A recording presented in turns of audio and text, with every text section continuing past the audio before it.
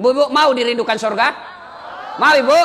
Oh, istri saya ngomong gini, jangankan dirindukan surga Ustaz, dirindukan suami saja saya sudah senang. Ini surga rindu kepada ibu. Mau ibu? Nih syaratnya 4 kata Nabi. 4 aja syaratnya. 1, aqimis salat. Dirikan sholat. Kenapa Nabi mengkhususkan sholat ini kepada kaum perempuan? Karena setelah saya terpelajari, memang paling banyak perempuan melalaikan sholat dalam kondisi-kondisi tertentu. Apa itu? 1, pesta pengantin. Banyak sekali perempuan tidak sholat gara-gara pesta. Kok bisa Ustaz? Nih mukanya dikira tembok. Coklat, biru, abu-abu, krem. Alisnya dicukur. Bukan dicukur, dicabut.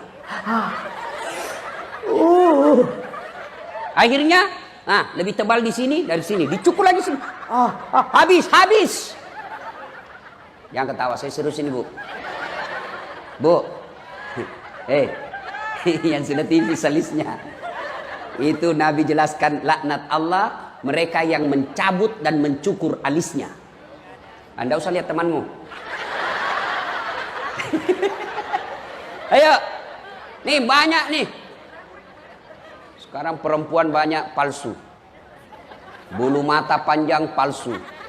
Bibir merah palsu, mata biru palsu, bibir merah palsu, pipi biru palsu, pantat gabus.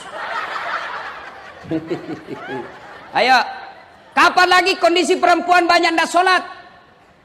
Setelah make up. Ini kan ibu-ibu nih yang tebal-tebal make upnya.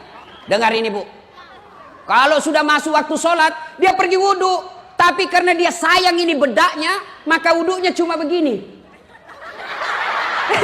Beleng-beleng. Kan dia takut ini. Ibu, dengar. Kalau ibu pakai make up tebal dan ibu wudhu tidak tersentuh kulit pipinya, tidak sah wudhu. Wudhu tidak sah, otomatis tidak sah sholatnya. Maka kalau ibu pakai make up, kasih dulu tisu basah. Lepaskan semua. 200.000 Ustaz. Sudah baru wudhu. Jadi bagaimana caranya Ustaz supaya kita make up wudhu? Tetap sholat, wudhu dulu ibu. Sudah wudhu, baru make up. Setelah itu tahan kentut. Biar ibu sudah wudhu, kentut batal. Dia bilang kalau lepas Ustaz, tidak habis, tetap batal. 2, kondisi perempuan banyak tidak sholat. Apa? Jilbab.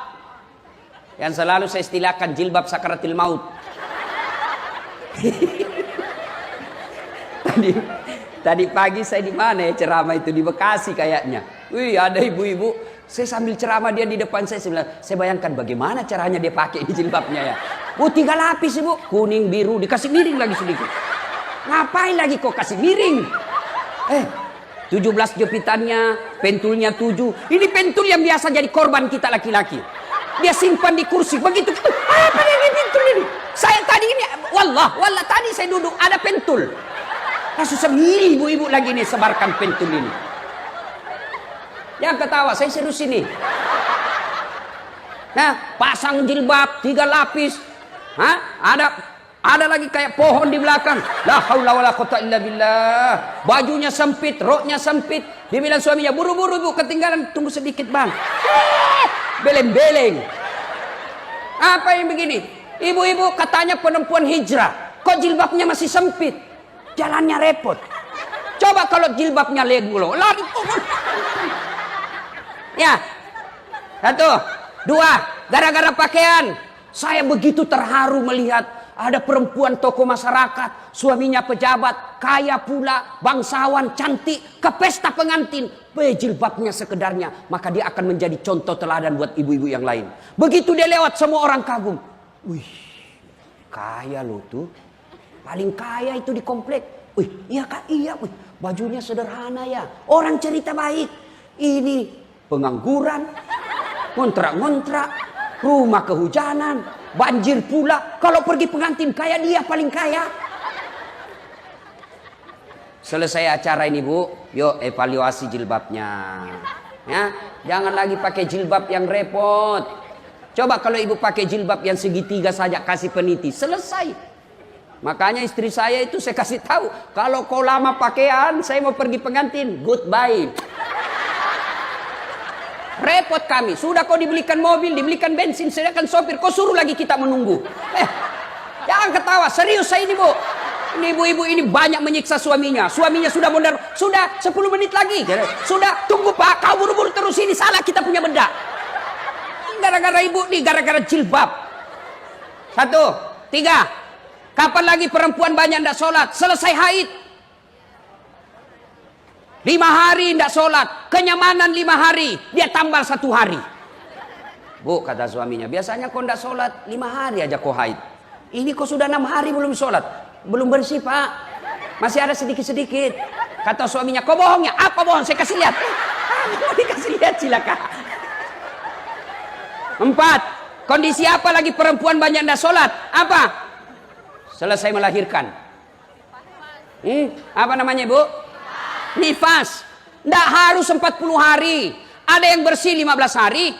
Ada yang bersih 30 hari. Ada juga 40 hari. Bahkan ada yang lebih. Sampai karena pahamnya salah. Tidak paham agama. Begitu dia melahirkan.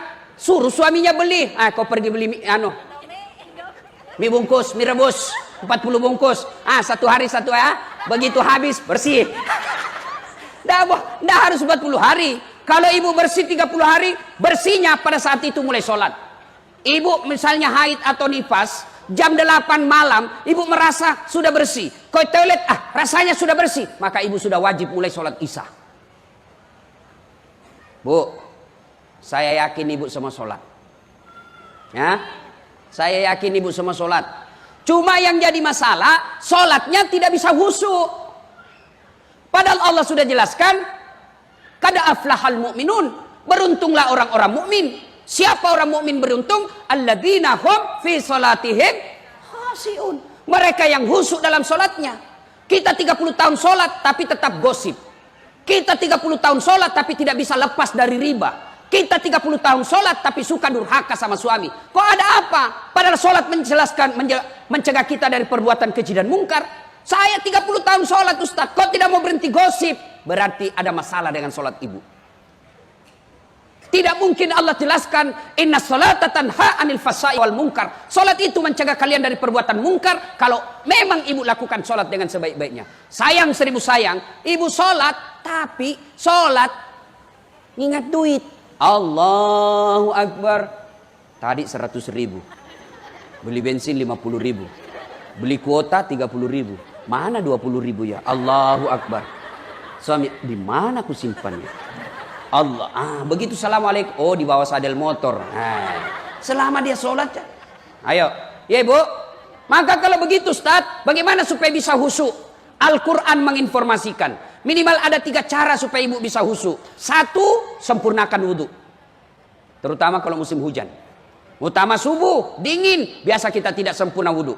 Kapan ini kita wudhu tidak sempurna? Pada saat bagaimana? 1, pada saat membasuh rambut. Ibu-ibu karena dari pesta, mau lambut lagi pestanya jam 10 malam, takut rusak rambutnya, maka wudhunya cuma begini. Ibu lebih betul ibu begini. Atau ini cowok, sudah pakai apa namanya itu? Pomade. Apa? Itu. Sudah kan rambutnya anak-anak sekarang lain-lain, ada sungainya Bu. Ada got-gotnya, jalan kutu. Dia sudah kasih model rambutnya. Dia takut rusak. Maka kalau dia wudhu dia cuma begini. Bos, salah. Lebih betul kalian wudhu begini. Ini rambut. Kalau ini jidat. Kapan lagi kita banyak wudhu? Salah. Bukan salah. Tidak sunnah. Apa? Quran menjelaskan. Wudhu membasuh dari jari ke siku. Tapi apa yang kita praktekkan? Dari siku ke jari. Ya toh? Apalagi yang banyak kita keliru, membasuh kaki. Sunnahnya jari-jari tangan masuk ke jari-jari kaki, lalu lipat ke belakang. Tapi apa yang kita praktekkan? Iya berapa itu jaketmu? Itu setan masuk dari situ. Jangan ketawa, saya serius ini. Dikasih cara malah diketawain kita. Ya, sempurnakan wudhu. Yang kedua, Pada saat kalian sholat, pakailah pakaian yang indah.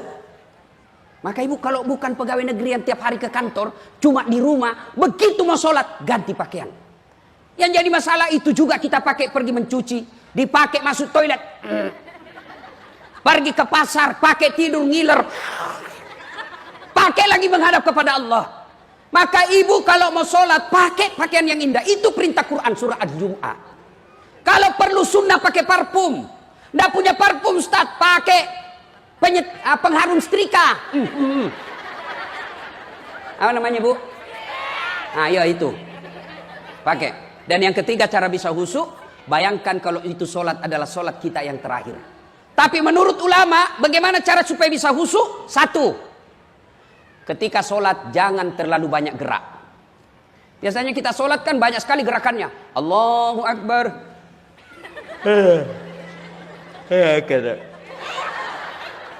Maliki yaumiddin. Iyyaka na'budu wa iyyaka nasta'in. Ihdinas sirat. Ibu ketawa membayangkan diri sendiri. Salat Allahu Akbar.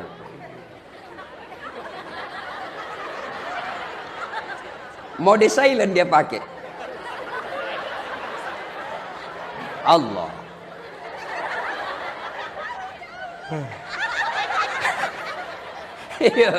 Nah, selesai acara ini, yuk koreksi sholatnya. Sudah sesuai enggak yang diajarkan Nabi?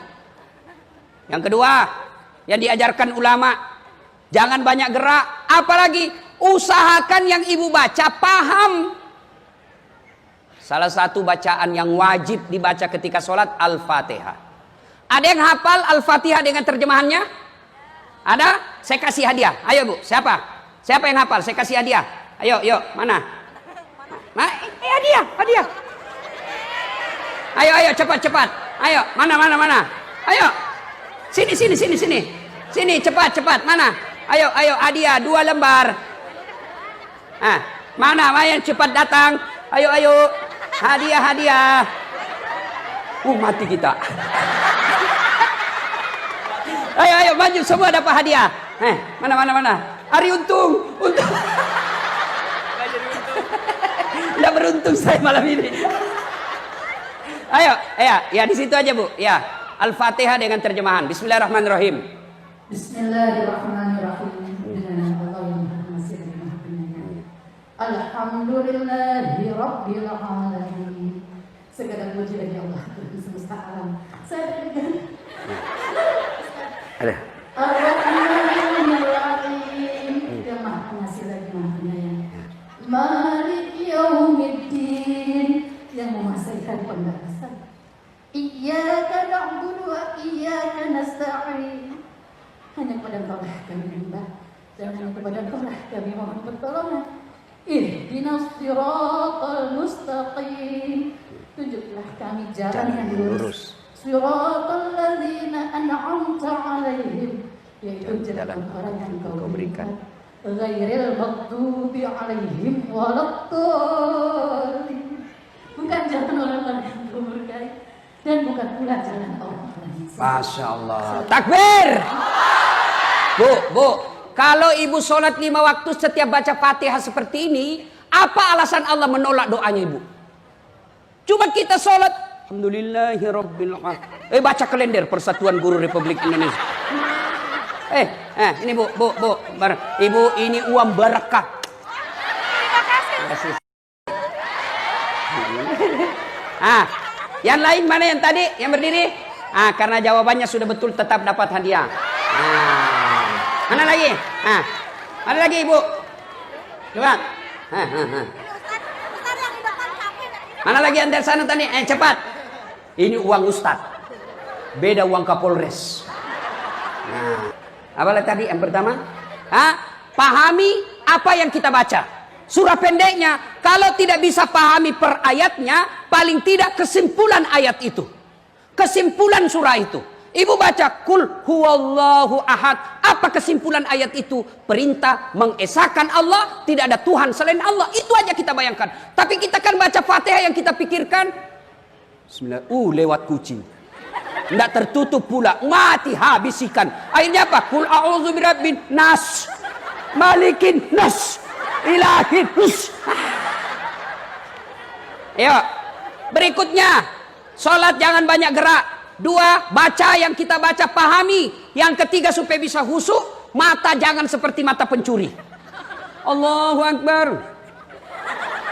Oh, tidak seragam bajunya itu. Lewat lagi. Nah, maka bagaimana sunnahnya? Waktu habis. Maka sunnahnya mata kita menuju apa yang kita mau sujudi. Allahu Akbar. Lihat ini. Ya Bu? Bisa? Berikutnya, jangan terlalu banyak gerak. Kalau Syafi'i maksimal 3. 3 kali. 1. 2. Ya, 1, mau dirindukan surga, dirikan sholat. Yang kedua, wasiamu Ramadan. Berpuasa di bulan suci Ramadan. Saya yakin ibu semua puasa Ramadan. Maka karena waktu terbatas. Yang ketiga, menjaga harga diri. Bagaimana cara perempuan menjaga harga diri? Tolong berpakaian yang islami. Mana pakaian yang islami? Bukan sekedar tutup kaurat. Yang kedua, jangan mempertontonkan lekuk-lekuk tubuh. Banyak perempuan sekarang pakai jilbab tapi sempit. Kalian menyiksa kami laki-laki.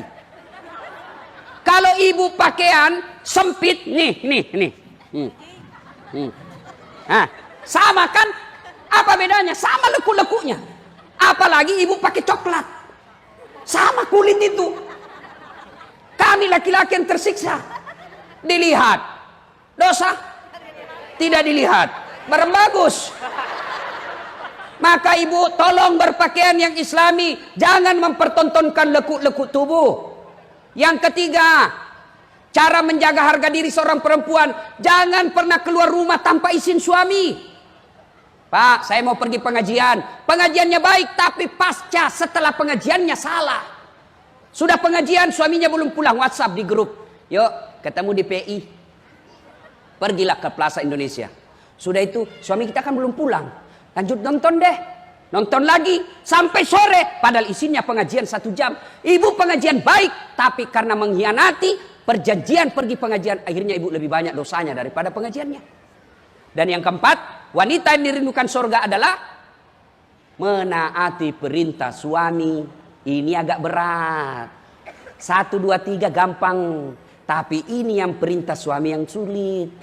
Bu, mau masuk surga? Mau masuk surga? Taati perintah suami. Bu mau tahu? Ada 4 perempuan menjadi penghuni api neraka. 4 perempuan, jenis perempuan penghuni api neraka. Siapa mereka? 1, mereka yang suka maki-maki suaminya. Dengar ini Bu. Ibu marah, boleh.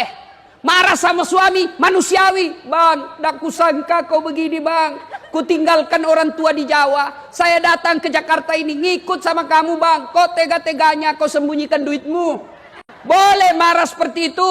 Tapi yang tidak boleh maki-maki suami. Memang kau goblok. Sama aja opakmu. Tahu begini cilaka kau. Ibu masuk neraka. Dia ketawa, saya serius. Marah sama suami boleh. Tapi tidak boleh maki-maki apa sampai melibatkan orang tuanya. Memang kau goblok. Suami macam apa kamu? Sudah gendut. Malas kuat makan. Sama aja bapakmu. Pulang kampung kau goblok. Ibu biar sholat. Penghuni api neraka. Kalau ibu marah sama suami, marah sambil berdoa. Saya tidak sangka kau begitu bang. Saya doakan kau menjadi penghuni surga. Saya doakan kau menjadi lebih soleh. Ya Allah perbaiki suamiku. Tidak kusangka dia begini. Tapi dialah jodohku ya Allah. Jangan pisahkan aku dengannya. Boleh marah seperti itu. Ini marah-marah sampai maki-maki. Sampai ada kawan saya cerita ibu. Istrinya marah-marah. Mati akal sudah di suaminya. Dibujuknya tidak mau berhenti marah. Akhirnya apa? Dia buka bajunya suaminya. Karena suaminya besar perutnya. Lalu dia buka, dikasih angkat. Boleh bapak-bapak coba itu. Kalau su istri ini tidak mau berhenti marah. Bapak buka baju, cabut ketek di depannya. Kalau dia masih marah berarti istri kita lagi kesurupan. Ibu ya. Nah ibu. Masih ingat? Wanita dirindukan surga. Satu. Sholat. Saya sudah sholat Ustaz. Tambah sholat sunnah. Mulai besok jangan pernah tinggalkan satu hari tanpa sholat duha. Selesai sholat duha ibu minta kepada Allah supaya dunia ibu lebih baik. Maghrib masuk, selesai maghrib ibu tambah lagi dengan sholat taubat 6 rakaat. Tengah malam tidak bisa tidur, ibu lanjutkan dengan sholat hajat. Nih adik-adik nih yang cewek-cewek ahwat, masih ada yang jomblo fisabilillah? Mana? Silakan daftar sama saya. Saya panitianya. Ini banyak jomblo-jomblo fisabilillah di sini. Ya, berikutnya sudah sholat, apalagi? Apa? Puasa Ramadan. Sudah Ramadan, tingkatkan dengan apa? Senin Kamis. Ibu-ibu yang mau menurunkan berat badan, coba amalkan Senin Kamis. Lagi puasa Ustadz, terbiasa sarapan jam 8 makan apa itu? Bubur. Begitu habis 1 mangkok, saya puasa. Lanjutkan. Boleh karena ibu lupa. Tengah hari terbiasa makan siang, makan lagi. Saya lupa. Lanjut. Benar tetap sah. Siang-siang ada tetangga bawa lagi kue. Saya puasa. Lanjut. Itu rezeki. Benar. Yang penting betul-betul ibu lupa. Jangan pura-pura lupa. Sudah masuk 1. Pura-pura aja. Allah tahu. Puasa. Yang berikutnya, jaga harga diri. Berpakaianlah yang baik. Seorang wanita berpakaiannya jangan terlalu menarik. Ya. Dan yang keempat, taati perintah suami.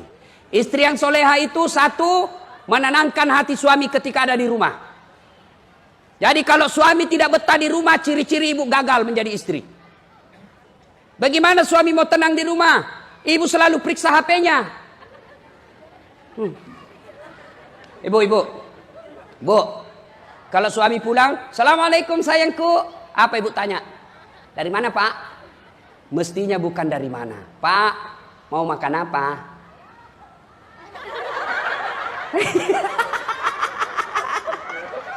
Coba, kan enak perasaan kita. Pulang, sayangku, bila kamu di sisiku, hati rasa syahdu. Oh, tenang perasaan suami. Masuk dapur marah-marah karena berantakan dapur. Ibu peluk lagi sambil menyanyi. Insaflah wahai manusia. Tenang perasaan. Ini pulang suaminya lagunya apa? Yo ayo. Kesurupan. Putar ke kiri. Apa beleng-beleng? Enak kita lagunya. Suami kita lagi bermasalah nih. Rugi, ndak usah dimarah-marahi. Memang kau goblok, bisnis keliru, ngojek dicuri motornya, ndak ada yang kau tahu. Jangan begitu. Coba kalau suami gagal berbisnis, ibu duduk di sampingnya sambil menyanyi. Mungkin Tuhan mulai bosan melihat tingkah kita yang selalu salah dan bangga dengan dosa-dosa, atau alam mulai enggan bersahabat dengan kita. Coba kita bertanya pada rumput yang bergoyang. Enak. Ini pulang pengaruh lagu dangdut beleng-beleng. Lai, panggil aku si Jamlai. Abang jarang pulang, aku jarang dibelai. Apa lagu-lagu begitu? Ya, taati perintah suami, Bu. Kenapa sih wajib taati perintah suami? Karena dengar ibu, demi Allah, kami suami bertanggung jawab terhadap istri. Istri tidak pakai jilbab, kami yang tanggung dosa. Istri tidak sholat, kami yang ditanya di akhirat kelak.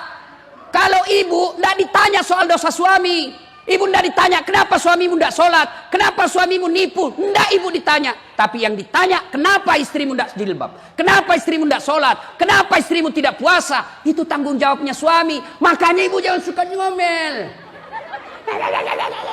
Bagaimana kita tidak cepat sakaratil maut? Maka Kalau mau dirindukan surga, taati perintah suami. Suami saya selingkuh, Ustaz. Suami saya tidak sholat. Suami tidak puasa. Bukan urusan ibu. Kalau ibu lakukan 4 hal ini, maka Nabi jelaskan, Bu, nih, karena kau taat kepada 4 ini, Nabi jelaskan, tadkhulul jannati bisalam, silakan masuk